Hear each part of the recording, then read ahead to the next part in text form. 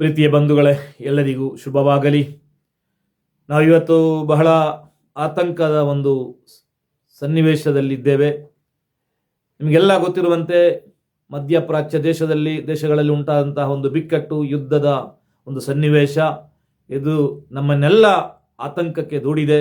ನಮ್ಮ ಕುಟುಂಬಸ್ಥರು, ಕೋಟ್ಯಾಂತರ ಜನರು, ಭಾರತೀಯರು ಆ ಗಲ್ಫ್ ರಾಷ್ಟ್ರಗಳಲ್ಲಿ ಹೊಟ್ಟೆಪಾಡಿಗಾಗಿ ದುಡಿಯಲಿಕ್ಕೆ ಹೋದವರು, ಅವರ ಪರಿಸ್ಥಿತಿ ಮುಂದೆ ಏನಾಗಬಹುದು, ಭವಿಷ್ಯ ಏನಾಗಬಹುದು ಎಂಬ ಒಂದು ಆತಂಕದಲ್ಲಿ ನಾವೆಲ್ಲ ಇರುವಾಗ ಭಾರತೀಯರಾಗಿದ್ದುಕೊಂಡು ನಾವು ಏನು ಮಾಡಬೇಕು ಎಂಬುದರ ಬಗ್ಗೆ ನಾವು ಇಲ್ಲಿ ಸ್ವಲ್ಪ ಗಮನ ಹರಿಸಬೇಕಾಗಿದೆ. ಖಂಡಿತ ಯುದ್ಧ ಯಾರೇ ಮಾಡಿದರೂ ಅದು ಒಪ್ಪುವಂಥ ವಿಚಾರ ಅಲ್ಲ. ಯುದ್ಧ ಮಾಡಬಾರದು. ಯುದ್ಧದ ಕಾಲ ಅಲ್ಲ ಇದು ನಾಗರಿಕ ಯುಗ.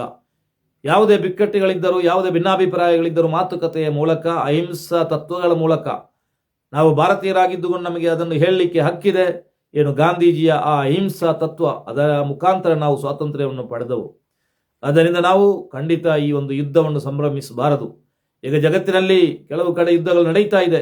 ರಷ್ಯಾ ಉಕ್ರೇನ್ ಮಧ್ಯೆ, ಅಫ್ಘಾನ್ ಪಾಕಿಸ್ತಾನ ಮಧ್ಯೆ, ಅದೇ ರೀತಿ ಬೇರೆ ಬೇರೆ ಕಡೆಗಳಲ್ಲಿ ಯುದ್ಧಗಳು ನಡೀತಾ ಇದೆ. ಈಗ ಇಸ್ರೇಲ್ ಮತ್ತು ಅಮೆರಿಕ ದೈತ್ಯ ಶಕ್ತಿಗಳು ಸೇರಿಕೊಂಡು ಆ ಬಡ ರಾಷ್ಟ್ರವಾದಂಥ ಇರಾನನ್ನು ಆಕ್ರಮಿಸಿದೆ. ಈ ಒಂದು ಸಂದರ್ಭದಲ್ಲಿ ಬಹಳಷ್ಟು ಜೀವಕ್ಕೆ ಅಪಾಯ ಆಗಿದೆ. ಬಹಳಷ್ಟು ನೂರಾರು ಸಾವಿರಾರು ಜನರು ಹತರಾಗಿದ್ದಾರೆ. ಇದು ಯಾವತ್ತೂ ಕೂಡ ನಮಗೆ ಮನಸ್ಸಿಗೆ ಸಂಭ್ರಮಿಸುವಂತಹ ಒಂದು ವಿಚಾರ ಅಲ್ಲ. ಯುದ್ಧವನ್ನು ನಾವು ಖಂಡಿಸಬೇಕು. ಈ ಒಂದು ಸಂದರ್ಭದಲ್ಲಿ ನಾವು ಸೋಷಿಯಲ್ ಮೀಡಿಯಾದಲ್ಲಿ ನಮ್ಮ ಪಾತ್ರ ಏನು ಎಂಬುದರ ಬಗ್ಗೆ ನಾವು ಗಮನ ಹರಿಸಬೇಕು. ಯಾವುದೇ ಸುಳ್ಳು ಸುದ್ದಿಗಳನ್ನು ಅಥವಾ ಉತ್ಪ್ರೇಕ್ಷೆ ನೀಡಿ ಮಾಡುವಂತಹ ಏನು ಒಂದು ಸುದ್ದಿಗಳು ಚಾನಲ್ಗಳಲ್ಲಿ ಬರುವುದು ಎಲ್ಲವೂ ಸತ್ಯ ಆಗಬೇಕಂತಿಲ್ಲ. ಅವರ TRPಗಾಗಿ ಅದಕ್ಕೆ ಒಗ್ಗರಣೆ ಸೇರಿಸಿ ಬೇರೆ ಬೇರೆ ಸುಳ್ಳುಗಳನ್ನು ಪ್ರಚಾರಪಡಿಸುವಂಥ ಸಂದರ್ಭ ಕೂಡ ಇದೆ. ಅದರಿಂದ ಯುದ್ಧ ನಮಗೆ ಬೇಡ. ನಾವು ದೇವರಲ್ಲಿ ಮೊರೆ ಇಡಬೇಕು.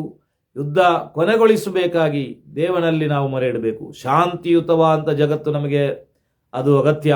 ಶಾಂತಿ ಇದ್ದರೆ ಮಾತ್ರ ಎಲ್ಲ ಧರ್ಮ ಯಾವುದೇ ಇದ್ದರೂ, ರಾಜಕೀಯ ಇರಬಹುದು, ಧರ್ಮ ಇರಬಹುದು, ಮಸೀದಿ, ಮಂದಿರ, ಚರ್ಚ್ ಎಲ್ಲವೂ ಶಾಂತಿಯುತವಾದಂಥ ವಾತಾವರಣ ಇದ್ದರೆ ಮಾತ್ರ ಅದಕ್ಕೆ ಪ್ರಸ್ತುತತೆ ಬರುವುದು. ಆದ್ದರಿಂದ ಎಲ್ಲರೂ ಇದಕ್ಕಾಗಿ ನೀವು ಶಾಂತಿಗಾಗಿ ಪ್ರಾರ್ಥನೆ ಮಾಡಬೇಕು. ಅನಗತ್ಯವಾಗಿ ಪೋಸ್ಟ್ಗಳನ್ನು ಹಾಕುವುದು, ಒಂದು ಪಕ್ಷ ವಹಿಸಿ ಏನು ಮಾಡಿದ ನಮ್ಮ ಕಮೆಂಟ್ಗಳಿಂದ, ನಮ್ಮ ಬರಹಗಳಿಂದ, ನಮ್ಮ ಮಾತಿನಿಂದ ಯಾವುದೇ ಯುದ್ಧ ಕೊನೆಗೊಳ್ಳುವುದೂ ಇಲ್ಲ. ಯುದ್ಧಕ್ಕೆ ಅದು ಪರಿಣಾಮ ಬೀರುವುದಿಲ್ಲ. ಆದರೆ ನಾವು ಆ ದೇವನಲ್ಲಿ ಮೊರೆ ಇಟ್ಟರೆ ಖಂಡಿತ ಅದು ಕೆಲವೊಮ್ಮೆ ಆ ದೇವರು ನಮಗೆ ಉತ್ತರಿಸಲಿಕ್ಕೆ ಸಾಧ್ಯ ಇದೆ. ನಮ್ಮ ಪ್ರಾರ್ಥನೆಗೆ ಖಂಡಿತ ಫಲ ಸಿಗಬಹುದು. ಏನು ರಾಷ್ಟ್ರವನ್ನು ಮುನ್ನಡೆಸುವಂತಹ ಅಧಿಕಾರಿಗಳಿಗೆ, ರಾಷ್ಟ್ರದ ನಾಯಕರಿಗೆ ಆ ಯುದ್ಧವನ್ನು ಕೊನೆಗೊಳಿಸಿ ಜಗತ್ತಿಗೆ ಶಾಂತಿ ನೀಡುವಂತಹ ಒಂದು ಮನಸ್ಸು ಅವರಿಗೆ ನೀಡಲಿ ಅಂತ ದೇವರಲ್ಲಿ ನಾವು ಪ್ರಾರ್ಥಿಸಬೇಕು. ಖಂಡಿತ ಬಂಧುಗಳೇ, ನಾವು ಈ ಒಂದು ನಾಗರಿಕ ಯುಗದಲ್ಲಿ ಇದ್ದೇವೆ. ಯುದ್ಧದ ಕಾಲ ಅಲ್ಲ ಇದು ಅಂತ ನಾವು ಮತ್ತೊಮ್ಮೆ ನೆನಪಿಸಬೇಕಾಗಿದೆ. ಎಲ್ಲರಿಗೂ ಒಳ್ಳೆಯದಾಗಲಿ. ನಮ್ಮ ಭಾರತದ ಏನು ಉದ್ದೇಶ, ಇಲ್ಲಿ ಜಗತ್ತಿನಲ್ಲಿ ಶಾಂತಿ ಆಗಬೇಕು, ಶಾಂತಿ ನೆಲೆ ನಿಲ್ಲಬೇಕು ಎಂಬುದು ಭಾರತದ ಉದ್ದೇಶ. ಭಾರತದ ಅಧಿಕಾರಿಗಳು, ಭಾರತವನ್ನು ಮುನ್ನಡೆಸುವವರು ಖಂಡಿತ ಈ ಒಂದು ಯುದ್ಧ ಇಲ್ಲಿ ಉಂಟಾದದ್ದನ್ನು ಅದನ್ನು ಬಿಕ್ಕಟ್ಟು ಶಮನಗೊಳಿಸಲು ಅದಕ್ಕೆ ಪ್ರಯತ್ನ ಮಾಡ್ತಾರೆ ಎಂಬ ಒಂದು ಆಶಾಭಾವನೆ ಕೂಡ ನಮಗೆ ಇದೆ. ಎಲ್ಲರಿಗೂ ಒಳ್ಳೆಯದಾಗಲಿ. ನಾಡಿನ ಎಲ್ಲ ಜಾತಿ, ಧರ್ಮ, ಪಕ್ಷ, ಪಂಗಡದವರಿಗೆ ಎಲ್ಲರಿಗೂ ಒಳ್ಳೆಯದಾಗಲಿ ಎಂಬುದಾಗಿ ಈ ಒಂದು ರಂಜಾನ್ನ ವ್ರತಾಚರಣೆ ನಡೆಸಿ ಪ್ರಾರ್ಥನೆ ಮಾಡ್ತಾ ಇದ್ದೇನೆ.